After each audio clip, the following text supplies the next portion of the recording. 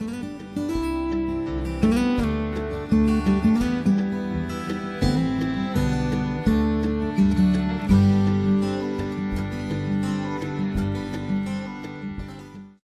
hello everyone and welcome to a very exciting episode here on the MIgardener channel. So if you are wondering, where are you? You should probably watch more videos because I am at the new house. And if you don't know that already, you probably should be watching more videos. So I'm just kidding.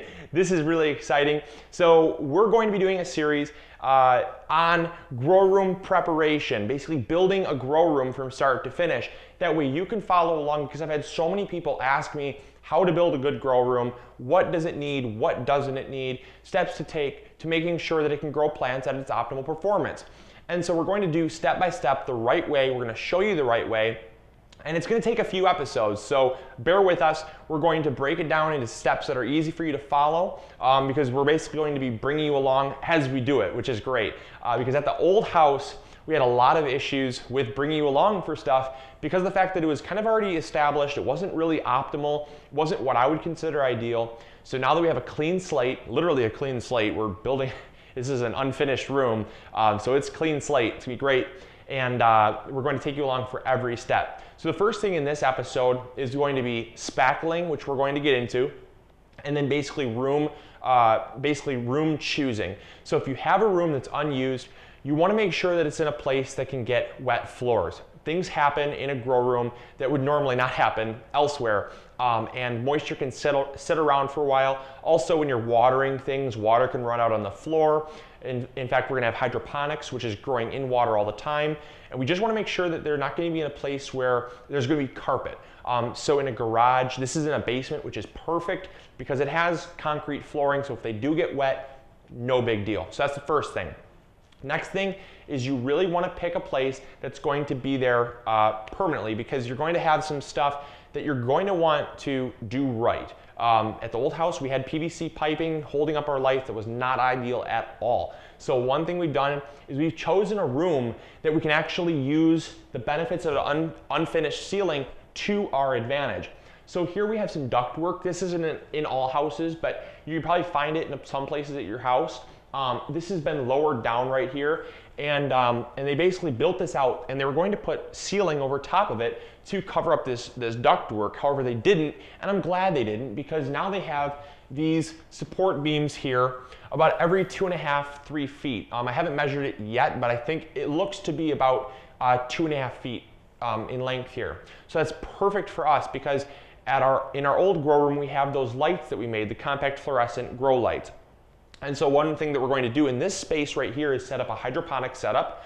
And that's going to be 8 feet long by 4 feet wide. So that's 32 square feet of growing space. So anyone that knows hydroponics, that's a ton of growing space for hydroponics, which is awesome. And so really excited about that. But then you also have this kind of weird space right here where they were kind of working out the spacing. So you have about a 1.5 foot of awkward space is what I call this. And we're actually going to utilize this.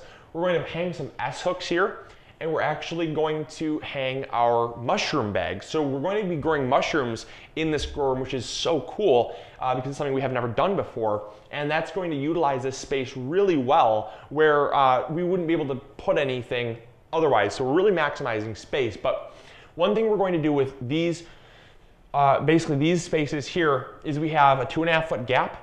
We're going to do one grow light here, lengthwise.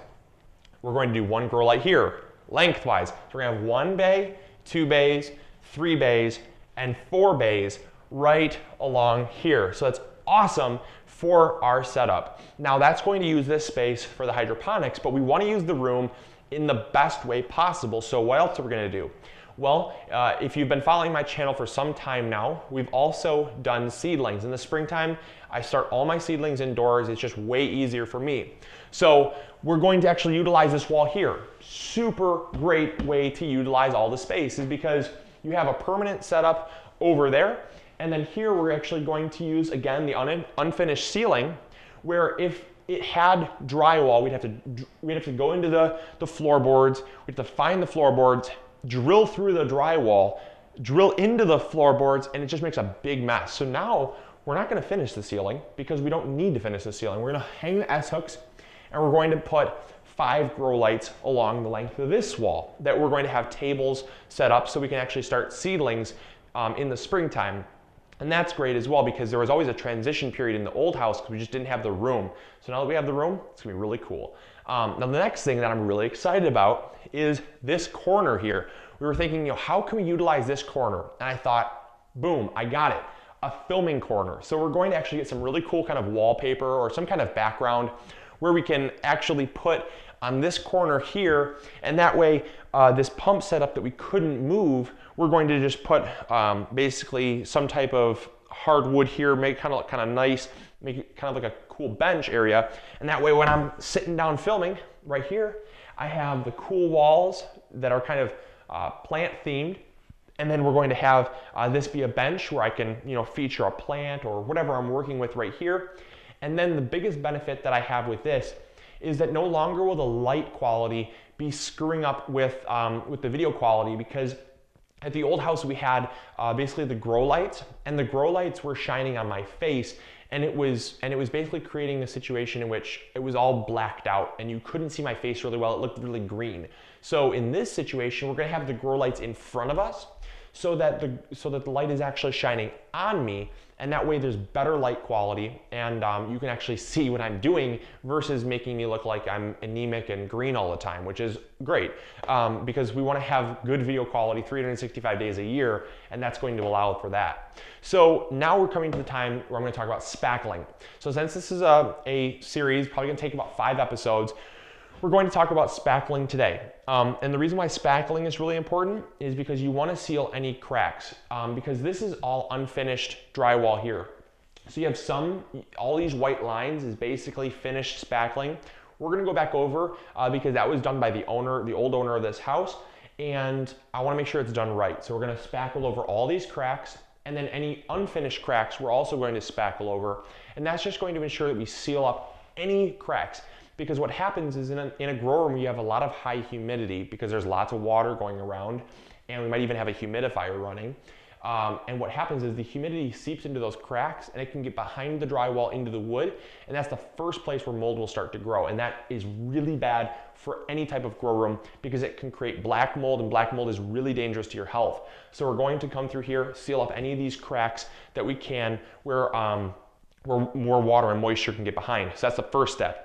Then the next episodes that we're going to do are going to be, obviously, we're going to do painting. We're going to choose what kind of paints we want because there's specific grow room paint that you really want that's going to be highly reflective and basically a form of antimicrobial, really sterile paint.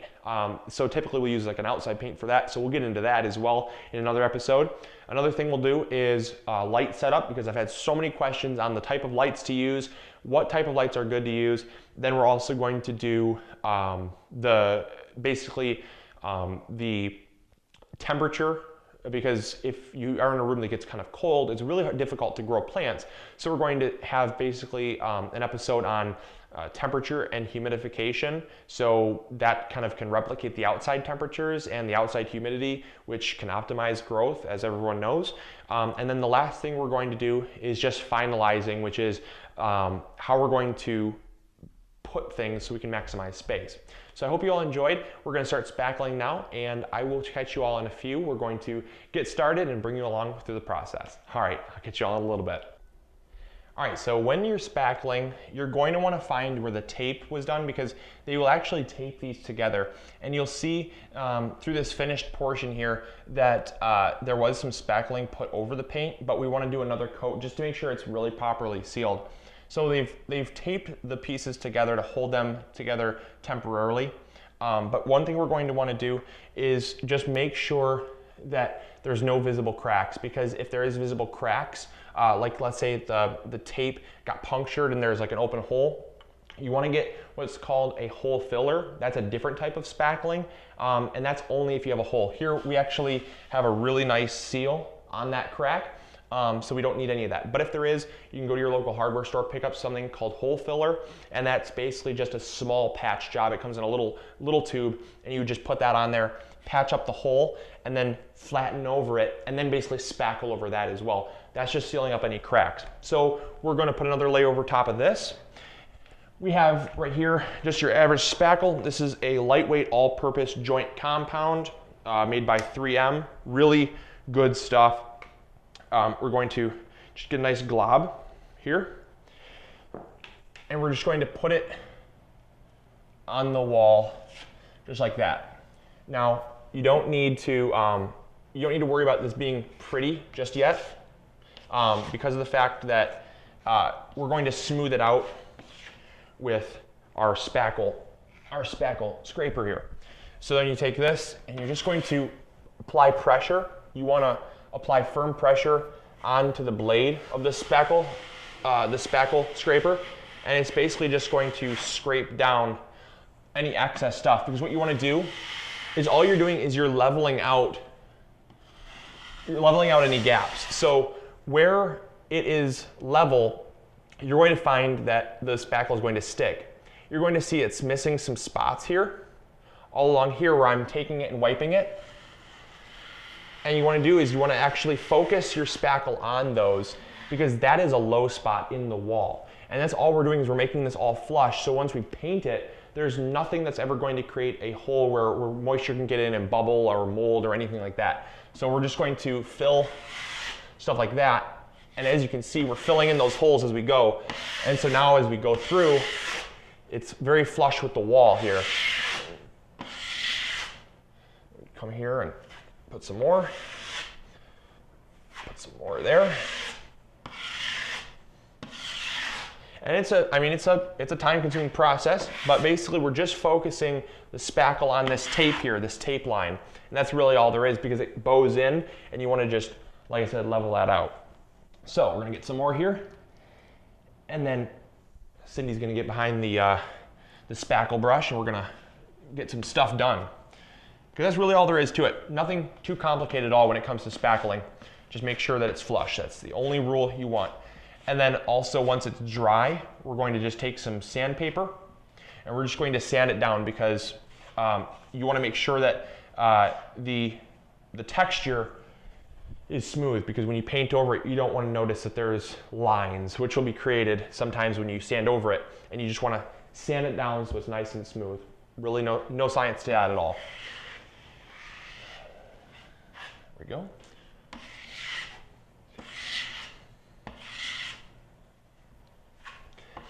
Another thing I was going to talk about before we end is that if you have some carpeted floors, pull that out. Not only because sometimes you do drip a little spackle, like I have a few times, but you also don't want the carpet in the floors, because like we said, anything that's going to hold mildew or mold or moisture that's going to cause mildew or mold, you just want that taken out. So there's multiple reasons why you don't want that. And first of all, I don't want that for the spackling process, because it's a pain in the butt to get out of carpet. So, all right, cool. Well, I'm gonna finish this up. We're gonna get working. We'll see y'all when we're finished. It's like an art project, but it's different. I'm just getting used to it. All right, let's see the work you're doing. Spackling away. It's coming out nice and smooth, so that's a good sign.